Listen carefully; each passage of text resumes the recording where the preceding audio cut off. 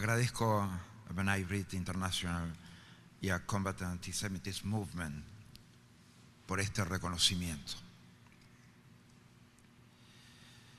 Quiero agradecer especialmente a los que han hecho uso de la palabra antes que yo, que fueron excesivamente generosos en sus apreciaciones. Quiero agradecer también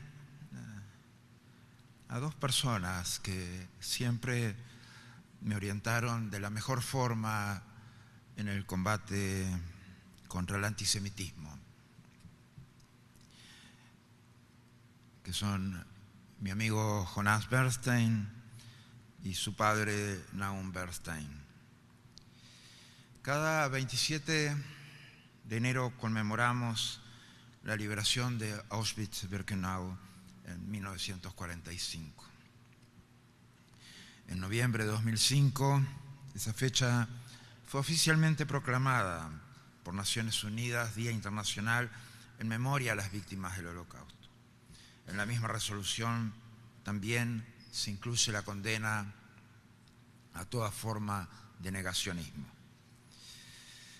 Estos instrumentos surgieron precisamente en un contexto donde la comunidad internacional rechazó los devastadores efectos del Holocausto. En aquel momento se sumaron esfuerzos y voces desde una comunidad internacional que consideró que la dignidad y la vida del ser humano estaban por encima de diferencias religiosas, políticas, sociales y culturales. Desde la OEA recogemos esta vocación en todas las dimensiones de nuestro trabajo.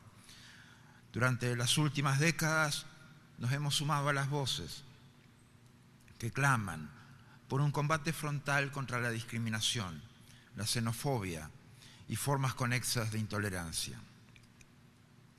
El antisemitismo es una forma de racismo, es la forma más antigua y articulada de racismo. Es la forma más políticamente persistente de discriminación en el mundo. En las Américas contamos con instrumentos jurídicos entre los cuales se destaca la Convención Interamericana contra toda forma de discriminación e intolerancia, cuya ratificación seguimos promoviendo entre los Estados miembros de la OEA. A pesar de eso, vivimos en un mundo con discursos de odio, violencias extremas y atroces actos de terrorismo, como el que vivió Israel el fatídico 7 de octubre pasado. A la vista de esto, no estamos seguros que el nunca más significa verdaderamente nunca más. Sabemos de la persistencia de las actitudes y discursos antisemitas, los cuales siempre han actuado como preludio de horrores para toda la humanidad. De ahí que asistamos consternados al avance actual de actitudes y acciones antisemitas en diversas latitudes y también en las Américas. Por eso en 2019 adopté la definición de antisemitismo de la Alianza Internacional por el Recuerdo del Holocausto y convoqué a los países del sistema a hacer lo propio. Varios respondieron a nuestro llamado y esperemos que se sumen los que faltan.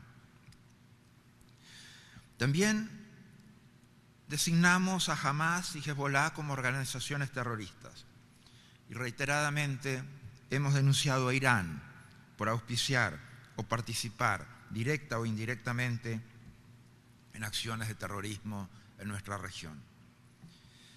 En 2021 creamos en la OEA la Oficina del Comisionado para el Monitoreo y Combate contra el Antisemitismo en nuestro hemisferio. Si bien el Holocausto es una referencia ineludible,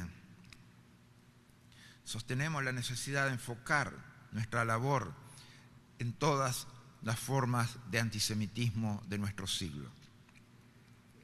Algunas brutalmente violentas, pero también otras más sutiles e insidiosas, como el antisionismo y el fundamentalismo.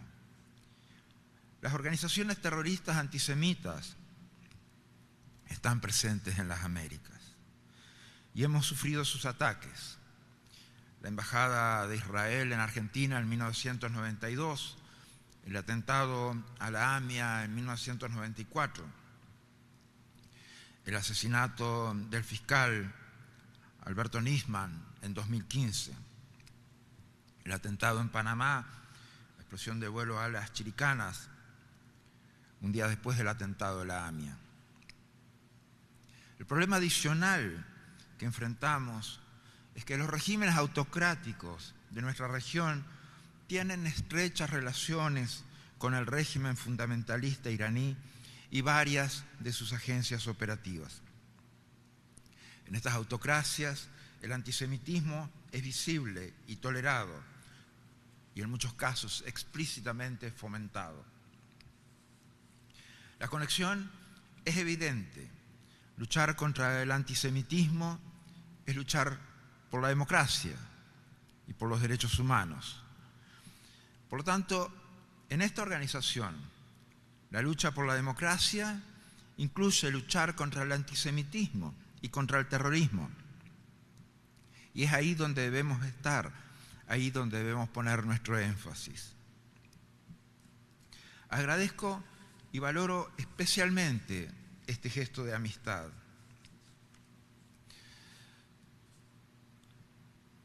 Siempre es necesario más trabajo, siempre es necesario mayor acción, siempre es necesario obtener mejores resultados.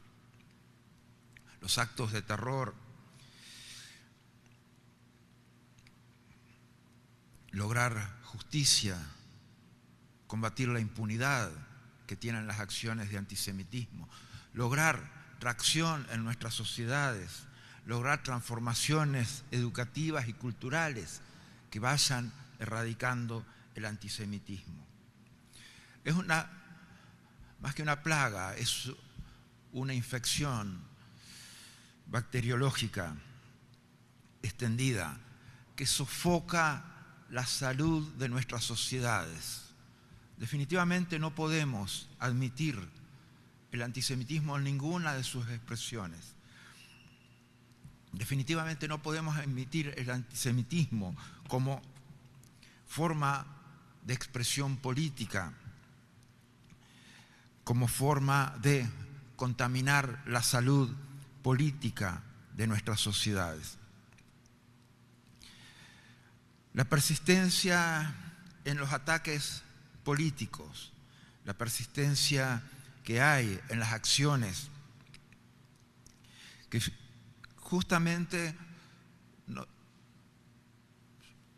yo hacía referencia al atentado de la Embajada de Israel en Buenos Aires, al atentado de la AMIA, a la muerte del fiscal Nisman, al atentado en Panamá.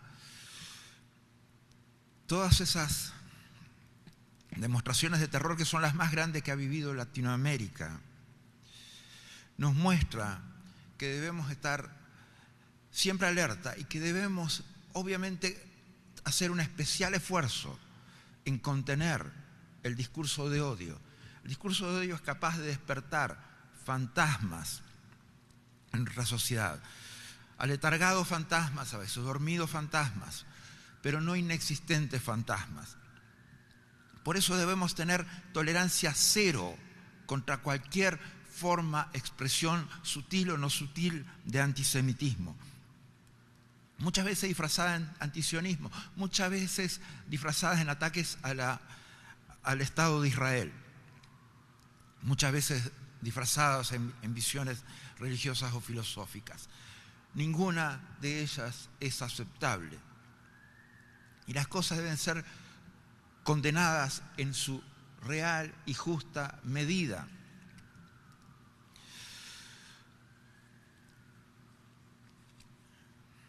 El Estado de Israel ha vivido y vive en permanente amenaza.